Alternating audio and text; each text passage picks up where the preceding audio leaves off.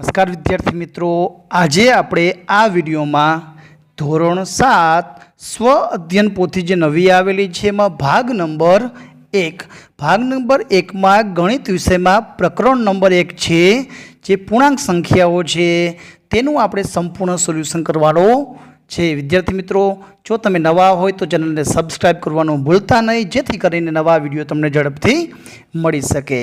પ્રશ્ન નંબર 1 માં આપણને આપેલું છે યોગ્ય વિકલ્પ પસંદ કરો। પહેલો છે -11 × 7 એ કોના બરાબર નથી? તો વિદ્યાર્થી મિત્રો 11 × -7 તો પણ બરાબર થાય, -11 × 7 બરાબર થાય, 7 × -11 પણ બંને માઇનસ છે એના બરાબર નથી, તો જવાબ આવશે સી।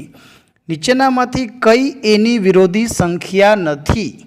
તો એનો જવાબ આવશે એ, કેમ કે ઓછે ઓછે વધતા, તો એ જવાબ આવશે। તો એનો વિરોધી સંખ્યા એ નથી।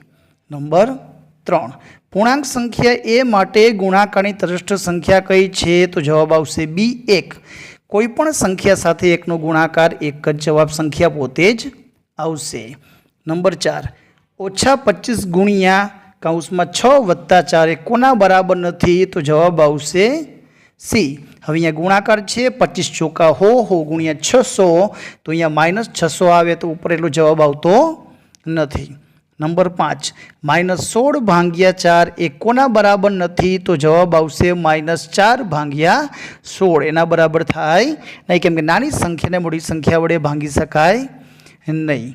નંબર 6 નીચેનામાંથી કઈ પૂર્ણાંક સંખ્યા નથી? તો જવાબ આવશે -12 / 5। નંબર 7 નીચેનામાંથી કયો વિકલ્પ તાપમાનનો સૌથી વધુ વધારો સૂચવે છે? -10 થી +1 સુધી ગયું છે, તો 11 અંશ વધારો થયો છે, જે સૌથી વધારે સૂચવે છે। નંબર 8 શૂન્ય સિવાયની પૂર્ણાંક સંખ્યા એ માટે નીચેનામાંથી કયું વ્યાખ્યાત નથી? તો જવાબ આવશે a / 0। કોઈ પણ સંખ્યાને 0 વડે ભાંગી શકાય નહીં। વિકલ્પ નંબર 9 આપેલો છે સંખ્યા રેખા પર -3 × 3 ની કિંમત નીચેનામાંથી કઈ સંખ્યાની જમણી બાજુ આવશે? -3 × 3, તો 3 તરીને 9, તો -9 છે, તો કોની જમણી બાજુ? તો જવાબ આવશે -10 ની જમણી બાજુ -9 જવાબ આવશે। નંબર 5 5 / -1 ની કિંમત કોની વચ્ચે આવશે નહીં? તો 0 અને 1 ની વચ્ચે કિંમત આવશે નહીં। પ્રશ્ન નંબર 2 માં આપેલું છે વિદ્યાર્થી મિત્રો નીચેની ખાલી જગ્યાઓ પૂર્ણ કરો। 0 / -10 બરાબર, તો 0 જવાબ છે, તો 0 જવાબ આવશે। 12માં જૂથનો ગુણધર્મ છે -8 + -3 + 8, અને એ રીતે કરવા જઈએ તો -8 + -3 + 8 બરાબર -3 જવાબ આવશે, કેમ કે 8 8 તો ઉડી જ જવાના છે, તો એ રીતનો -3 જવાબ આવશે। 11 × -5, તો 11 × 5, તો 11 × 5 = 55, એ માઇનસ છે, તો માઇનસ જવાબ આવશે। 20 × 9, તો 9 × 2 = 180, 2 માંથી 1 માઇનસ, તો માઇનસ જવાબ આવશે। અહીં ક્રમનો ગુણધર્મ છે, ક્રમ બદલાવેલા છે ને માઇનસ કરેલા છે, -42 કરી નાખ્યા, તો 23 પાછળ જતા રહેશે। નંબર 16 ખાલી જગ્યાએ પૂર્ણાંક સંખ્યાઓ માટે ગુણાકારની તટસ્થ સંખ્યા છે, તો જવાબ આવશે 1। 3 × -1 × -15, તો 15 તરીને 45, અને ઓછે ઓછે તો ઓછા ઓછા વધતા। નંબર 18 12 × -7 × 5, તો 12 × -7 × 5 અહીં ક્રમનો ગુણધર્મ છે અને જૂથનો છે, તો અહીંયા પહેલામાં 12 અને બીજામાં 5 આવશે। 19મો કે ખાલી ગુણ્યા -1 બરાબર 47, તો -47 વડે -1 ને ગુણશું, તો 47 જવાબ આવશે।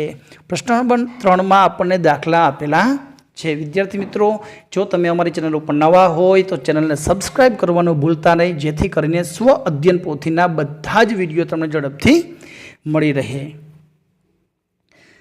પ્રશ્ન નંબર 20 માં આપેલું છે કે પૂર્ણાંક સંખ્યાની એક એવી જોડ બનાવો કે જેનો ગુણાકાર -12 થાય અને તેમની વચ્ચે 7 પૂર્ણાંક સંખ્યાઓ આવે। તો એવી જોડ ગુણાકારની છે, તો 2 × 6 = 12, એમાં -2 આપણે લેવા પડશે. તો 2 છક -12 પણ થશે અને -2 અને 6ની વચ્ચે -1 0 1 2 3 4 અને 5 એ પૂર્ણાંક સંખ્યા પણ આવશે. આપણે એને ઉલટું લખ્યું હોય તો પણ લખી શકાય છે. આગળ જોઈએ 21મો પ્રશ્ન. પૂર્ણાંક સંખ્યાઓની એક એવી જોડ લખો કે જેમાં ગુણાકાર -36 અને તફાવત 15 આવે. તો ગુણાકારમાં 12 તરીને 36 તો -36 આવ્યો.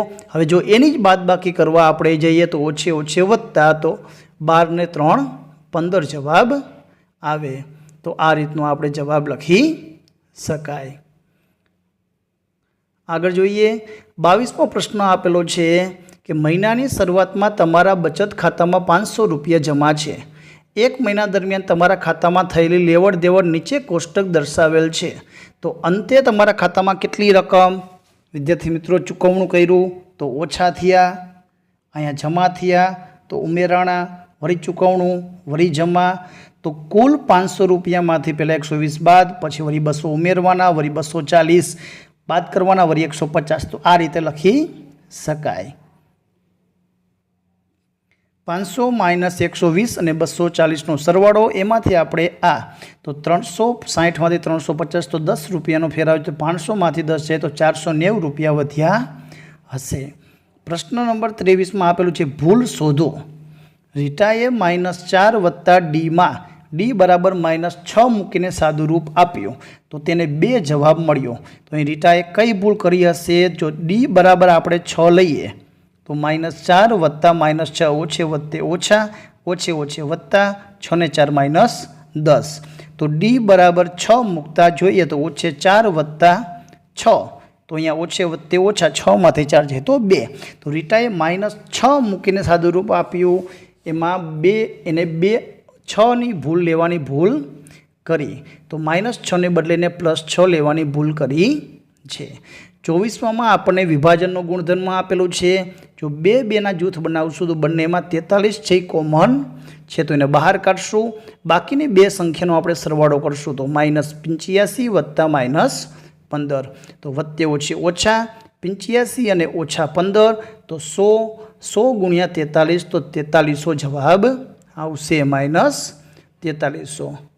આગળ જોઈએ અહીં આપણે જોડકા જોડવાના છે. પેલું a ગુણ્યા 1 તો એમાં જવાબ આવશે vi તો a આવશે.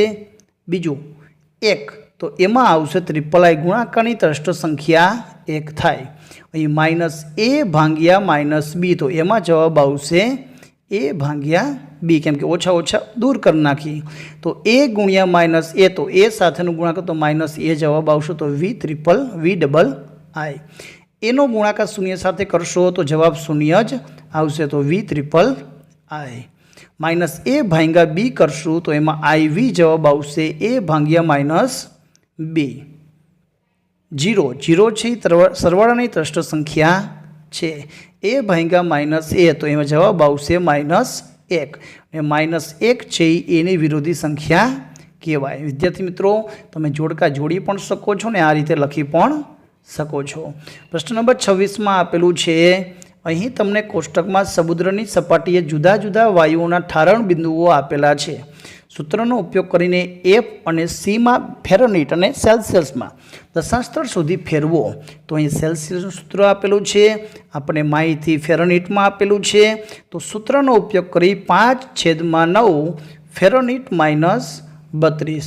તો પહેલા દાખલામાં 435 -32 કરશું ને એને પછી ભાગ્યા 9 કરશું ને પછી 5 સાથેનો ગુણાકાર આટલો જવાબ આવશે.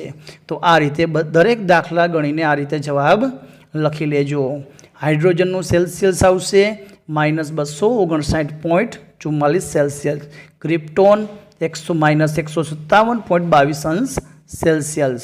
Oxygen -222.77 Celsius. Helium -272.22 Celsius. Argon -189.44 Celsius. તો આ રીતના જવાબ લખવાના છે.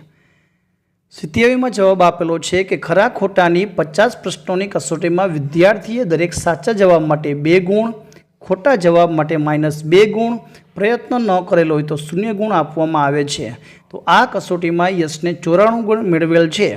તો સાચા જવાબ અને ખોટા જવાબની શક્યતાઓ.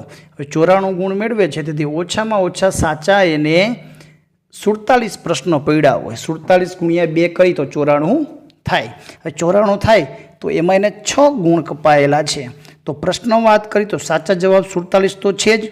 તો બાકીના 3 પ્રશ્નોમાં 3 એનો પ્રયત્ન ન કર્યા હોય તો 0 માર્ક મળેલા 47 જ રહ્યા. અને જો એના સાચા જવાબ 48 પ્રશ્ન પડ્યા હોય તો એમાંથી એવો પણ બની શકે કે એકમાં પ્રયત્ન ન કર્યો હોય, એક ખોટો પડ્યો હોય તો એનો 2 માર્ક માઇનસ થાય. તો 50માંથી 2 તો 48 એ રીતે આવે. તો આ રીતની શક્યતાઓ રહેલી છે. એના પછી 28મું આપેલું છે, જો ગુણાકારની ક્રિયાઓ અને પૂર્ણાંક સંખ્યા a અને b માટે આખું સૂત્ર આપેલું હોય a ગુણ્યા b, એટલે કે a ગુણ્યા b પ્લસ કૌંસમાં a ગુણ્યા a વત્તા b ગુણ્યા b હોય તો 3 અને 5 અને -6 અને 2 શોધો. તો આપણે આ સૂત્રમાં આપણે કિંમત મૂકશું, સાદુરૂપ આપશું. તો 3 તરીને 9, 25 25, 25 ને 9 34, 15 ને 34 49. આ રીતનો જવાબ આવશે. બીજો એ રીતનો છે 6 36, 2 દુ 4, 36 ને 4 40, 40માંથી -12 કરશું તો 28 જવાબ આવશે. તો આ રીતે જવાબ લખવાનો છે. 29મા પ્રશ્નમાં આપેલો છે કે એક બહુમાળી મકાનમાં ભોંયતળિયા ઉપર 25 માળ છે. દરેક માળની ઊંચાઈ 5 મીટર છે. ભોંયતળિયાની નીચે 3 માળ છે. તો દરેક માળની ઊંચાઈ 5 મીટર છે. તો આ બહુમાળી મકાનની લિફ્ટ 1 મીટર સેકન્ડના દરથી આગળ વધે છે. એક વ્યક્તિ ભોંયતળિયાથી 50 મીટરના સ્થાનથી લિફ્ટમાં નીચે ઉતરે છે. ભોંયતળિયાથી નીચેના બીજા માળ સુધી પહોંચતા કેટલો સમય લાગે? તો લિફ્ટથી ભોંયતળિયાથી ઊંચાઈ 50 મીટર, લિફ્ટને ભોંયતળિયાથી નીચે જવાનું અંતર 2 ગુણ્યા 5 એટલે 10 મીટર. તો કુલ 60 મીટર અંતર આપવાનું છે. તો 1 મીટરમાં 1, તો 60 મીટરમાં લાગતો સમય બરાબર 60 સેકન્ડ, એટલે કે 1 મિનિટ જેવો સમય લાગે. આગળ જોઈએ 30માં વિકલ્પ આપેલો છે, કયું સાચું? તો જવાબ આવશે બી, કે -4 છે એ -2 કરતાં નાના છે, -2 મોટા છે. નંબર 31માં આપેલો છે, કયો ગુણધર્મ સાચો નથી? તો જવાબ આવશે ડી. નંબર 32 કે એક પેન વેચતા 3 રૂપિયા નફો થાય અને પેન્સિલ વેચતા 1 રૂપિયા નફો થાય. જો કુલ નફો 50 રૂપિયા હોય તો પેન્સિલ 5 વેચી હોય તો પેન કેટલી વેચી હોય? 1 પેન્સિલ નફો 1 રૂપિયા, 5 પેન્સિલ નફો 5 રૂપિયા. તો બાકીનો નફો તો 50 - 5 તો 45 રૂપિયા થાય. તો 45માં વેચેલ પેન જોઈએ, એક પેનની 3, તો કુલ 15 પેન છે વેચાયેલ પેનની સંખ્યા બરાબર 45 રૂપિયા ભાગ્યા એક પેનની કિંમત, તો 15 રૂપિયા જવાબ આવશે. 33માં છે -20 લઈ આવવાના છે. વિદ્યાર્થી મિત્રો, કોઈ પણ સંખ્યા આપણે 10 દુ 20 કરી શકાય, 5 ચોક 20 કરી શકાય, પણ 2માંથી 1 માઇનસ લેવું જરૂરી છે. સ્વ અધ્યયન નિષ્પત્તિનું સર્વગ્રાહી મૂલ્યાંકનમાં આપણને વિકલ્પ આપેલા છે. પહેલો છે -35 ગુણ્યા 107 નીચેનામાંથી કોની બરાબર નથી? તો જવાબ આવશે સી. બીજા વિકલ્પમાં છે કયું બીજાથી જુદું પડે છે? તો જવાબ આવશે સી. નંબર 3 કયું બાકીનાથી જુદું પડે છે? તો જવાબ આવશે ડી. એના પછી છે ખાલી જગ્યા પૂરો. 12 ગુણ્યા 5 તો 12 ગુણ્યા 5 તો -60. 225 ભાગ્યા 5 તો 45 માઇનસ છે, તો જવાબ -45 આવશે. અને માગ્યા મુજબમાં સાદુરૂપ છે -100 ભાગ્યા 10 તો 10 દાન 100 તો 10 જવાબ આવશે, ઓછા ઓછા ઉડી જશે. અને સાદુરૂપ તો 15 તરીને 45, બંને માઇનસ તો ઓછે ઓછે વસ્તા, તો 45 જવાબ આવશે. તો વિદ્યાર્થી મિત્રો, આ હતું ધોરણ 7 વિષય ગણિતના પ્રકરણ નંબર 1 પૂર્ણાંક સંખ્યાનું સમજૂતી સાથેનું સંપૂર્ણ સોલ્યુશન. આવા બીજા વિડીયો મેળવવા માટે અમારી ચેનલને સબસ્ક્રાઈબ કરો, બાજુમાં આપેલું બેલ આઇકન દબાવો, જેથી કરીને નવા વિડીયો તમને મળતા રહે. આભાર, ધન્યવાદ.